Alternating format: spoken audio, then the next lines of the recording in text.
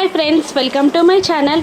ఆరు సంతోషంగా పిల్లలతో కలిసి కొడైకెనాల్ వెళ్ళడానికి తన లగేజ్ పట్టుకొని హాల్లోకి రాగానే మనోహరి ఎలాగైనా ఆరుని ఏడ్పించాలని, తన ప్రయాణం క్యాన్సిల్ అవ్వాలని, ఇప్పుడు పిల్లలకి హాలిడేసే కదా, నువ్వు కేర్ టేకర్లా కొడైకెనాల్ రావాల్సిన అవసరం లేదు, ఏమంటావు అమర్ అని అనగానే అమర్ కూడా మనోహరి మాటలకు సపోర్ట్ చేస్తున్నట్టు, అవును నిజమే, కేర్ టేకర్లా నువ్వు మాతో పాటు రావాల్సిన అవసరం లేదు అని అనేస్తాడు. దాంతో అమర్ మాటలకి మనోహరి తను గెలిచినట్టు సంతోషపడగా ఆరు బాగి ఇద్దరు బాధపడుతూ ఉంటారు.